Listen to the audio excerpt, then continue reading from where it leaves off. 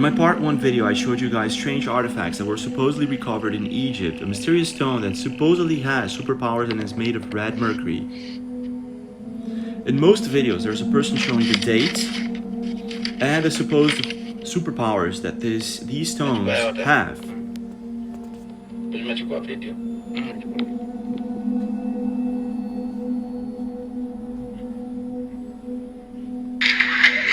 Watch the water bottle.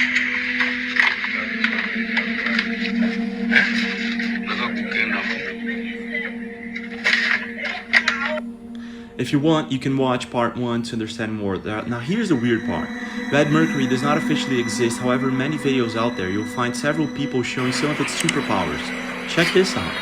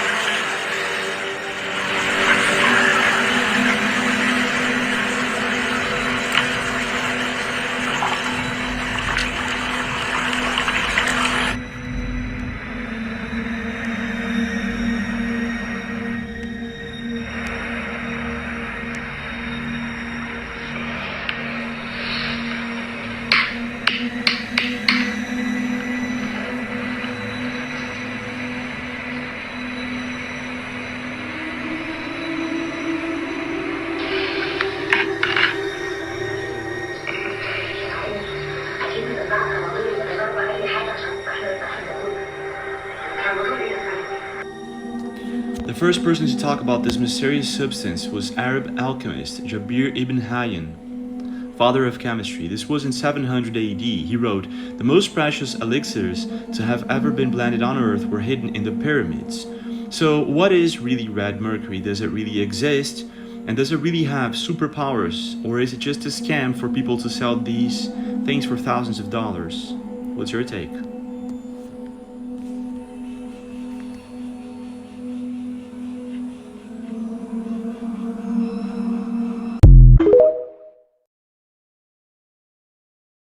Cursed games you should never play. Part 33. Musical chairs alone. Begin at midnight. Prepare the room by drawing the curtains and making sure no light gets in. Now get any sort of music playing device. Computer, smartphone, CD player, anything. Now play the song Tiptoe Through the Tulips and place a chair in the middle of the room. Now hold a match in your hand but don't light it.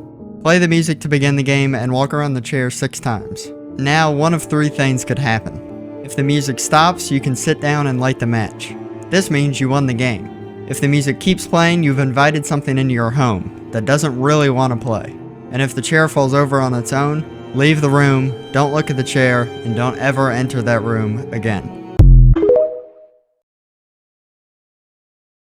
On Christmas Eve 2008, a young girl opens the door to see Santa Claus, but it appears there's something under his outfit. She assumes that it's presents for her and the rest of her family, so she runs to give him a hug, but is instead shot in the face with a 9mm bullet. The man dressed as Santa, 45-year-old Bruce Pardo, proceeds to kill 9 of her family members and set the house on fire with a gift-wrapped flamethrower. Bruce's divorce had been finalized 1 week before the massacre, and the house he burned down was where his ex-wife and her family were celebrating Christmas. He had no criminal record and no past history of violence, and following the attack, Bruce drove to his brother's house and took his own life. I've done the full breakdown of the case here, and it is haunting.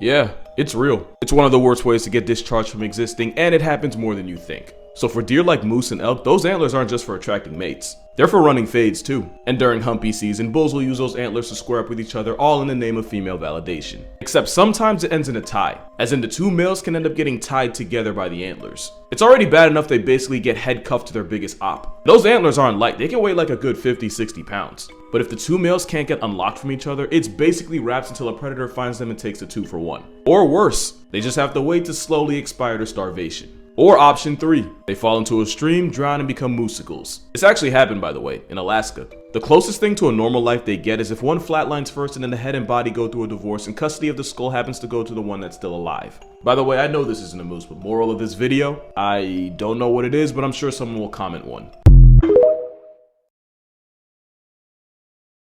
Today we're going to talk about some of the most controversial and disturbing video games to ever have been released. There's a post that is lost to the For You page now that said that Agony is the most disturbing and controversial game to have ever been released, and it had like a couple 100,000 likes. No. Like we did last time, we're going to go from the least amount of controversial and disturbingness all the way down to why the fuck would you make that? First video game, Super Columbine Massacre RPG.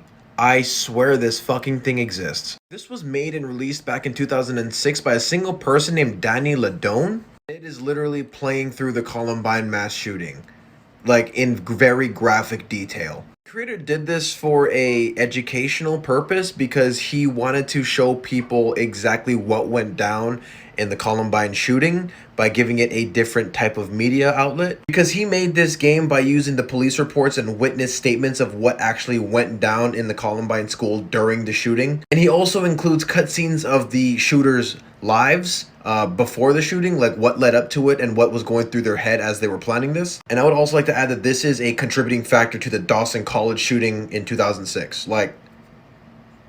The next game on the list is a little game called Taiwan 2001. Not much is known about this game because it is not available to download anywhere. You can't fucking get this game. It is believed that this game is very heavily influenced by Hong Kong 97, but a much more graphic version of that game. Gameplay consists of literally just killing Chinese people on mainland China.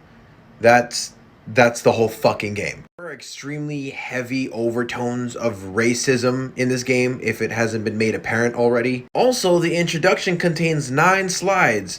The first 8 slides are up for debate, but everyone agrees that the last slide is an actual picture of a Holocaust victim in Auschwitz.